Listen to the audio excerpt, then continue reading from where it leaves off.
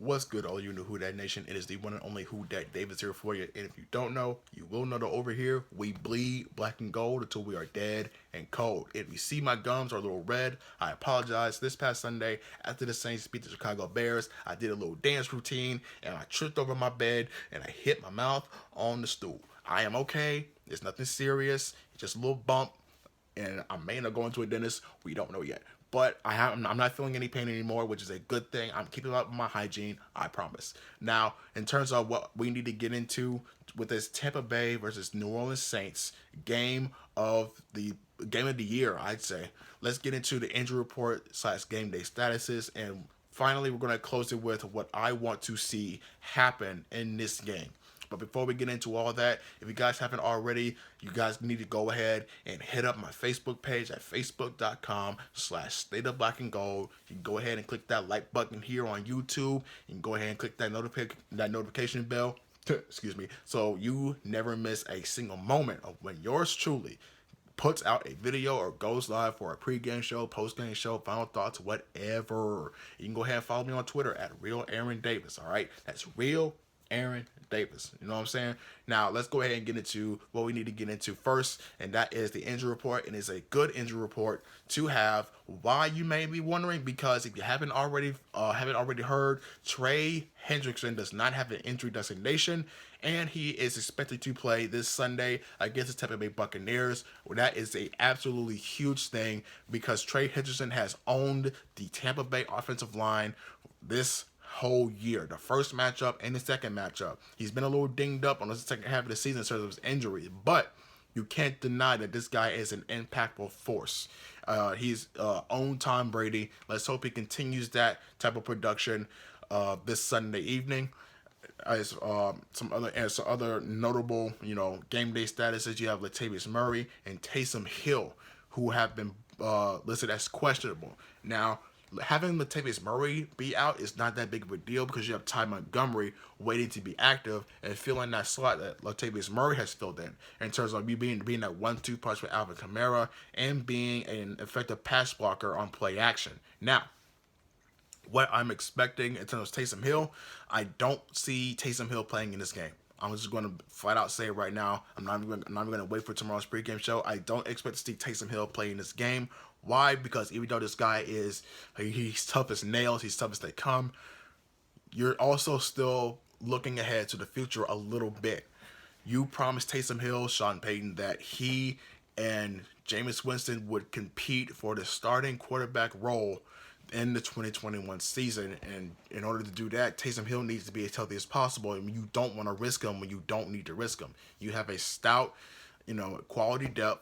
You may be limited some plays in terms of what you can do in the red zone, but Taysom Hill, don't push it, brother. Just get healthy. We're gonna need you down the stretch, especially in the potential NFC Championship. If we get that far, I hope we get that far. I don't want to be that guy that has to eat a lot of crows to these bandwagoners and Bucks fans that are coming out of the woodwork. You know what I mean? But it is what it is. Just protect Taysom Hill. He's not even close to 100%. It's unnecessary. No matter how badly you want to win against Tampa Bay, you have many weapons already that can win you this game. So, and this also is something of a blessing if Taysom Hill isn't able to play because it keeps the ball in Drew Brees' hands. It keeps him in that rhythm. You're not taking away any precious snaps on key down situations to, participate in the Taysom Hill experience. Sometimes it's unnecessary, as I have been told by many Saints followers who have been supporting me on all platforms. I got in some DMs on my Twitter, some DMs on my Facebook, that Taysom Hill being on key drives or key snaps is a little unnecessary unless they're third and shorts or second and shorts that they can get Taysom Hill on quarterback sneaks or quarterback powers to just keep moving the chains.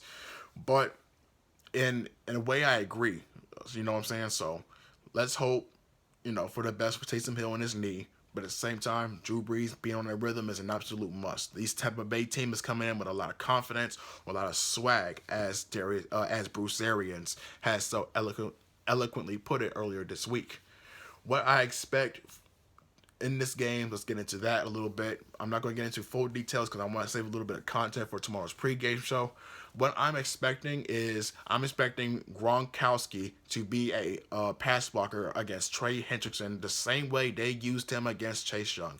What they did against this Washington front, they did not want them getting to Tom Brady.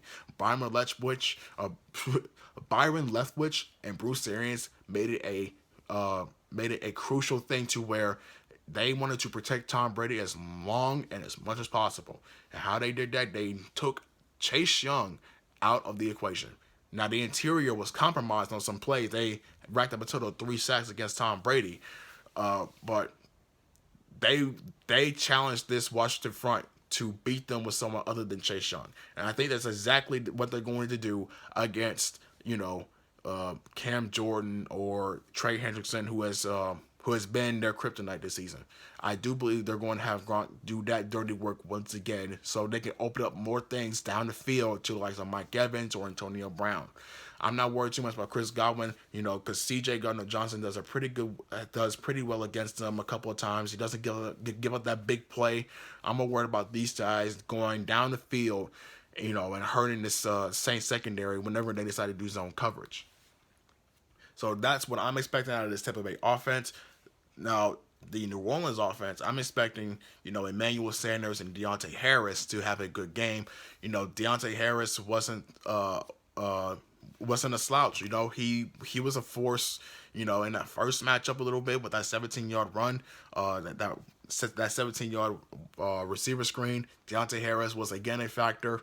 Deontay Harris is the X factor who I believe is going to have the most impact in this game. Not Michael Thomas, not Emmanuel Sanders, not even Alvin Kamara. I do believe it's going to be Deontay Harris lined up in the slot and taking on whoever is down there. Probably, Sean Murphy Bunting, or maybe even Jordan Whitehead, or Antoine Whitfield. I do believe one of those guys are going to be lined up against Deontay Harris, and he can beat them. He's shown that he can beat them on post over the middle or deep shuttle cross.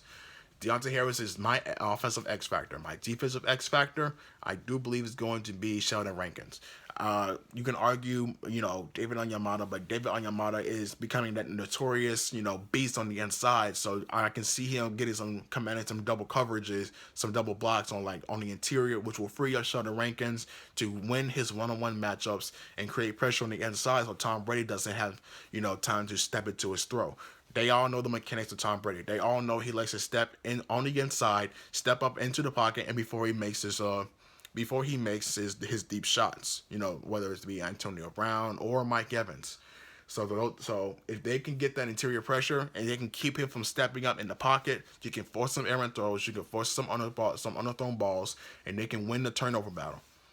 This Buccaneers secondary is not all that good in terms of creating turnovers on the back end. It's more so on either the line of scrimmage or just beyond the the line of gain. I do believe these guys will be able to have a good game against this Bucs secondary, and it's all about what they can do up front in the interior and keep Tom Brady from stepping into the pocket to make those deep shots.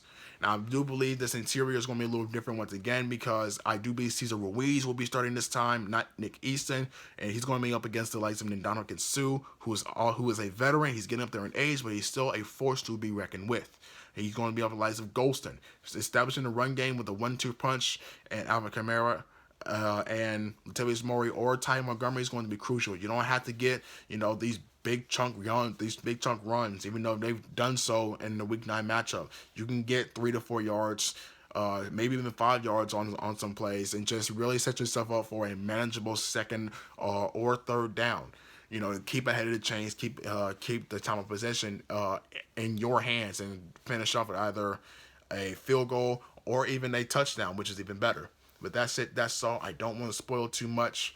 My final thoughts, Trey Hendrickson being back is going to be huge. He's going to command a lot of attention, and that's going to set up everybody else to do good and win their one-on-one matchups. You're going to see Gronkowski doing some run blocking yet again to protect Tom Brady. Book it right here. You're going to see him against Trey Hendrickson. I promise you that. And Tom Brady's going to really, really exercise the importance of getting the ball quick out of his hands. You're going to see more of the wide receiver screens to Antonio Brown. You're going to see quick slants over the middle of the field to the likes of either Brown or Chris Godwin. That's where he does his damage the most. that crosses over the middle, posts over the middle, shallow crosses, those type of things from inside the slot. How the Saints defend that? They don't compromise their back end. You have Demario Davis or Alex Anzalone stay in those throwing lanes. But now I will officially say I am keeping all that juicy details for tomorrow's pregame show. I'm not doing one Sunday. I'm not doing a final thoughts Monday. Who am I kidding? If the Saints win, I'm going all in. So Monday, if the Saints win, I will be live with the final thoughts. Sunday, if they lose, you're probably not going to hear from me because I'm probably going to be crying my eyes out for the next 2 days and eating a lot of crows. But that's it. That's all. I love all y'all. And as always, we bleed. What is that? What is that? Man, we bleed black and gold until we are dead and cold. I'm stupid. I apologize. I'll holler at y'all later.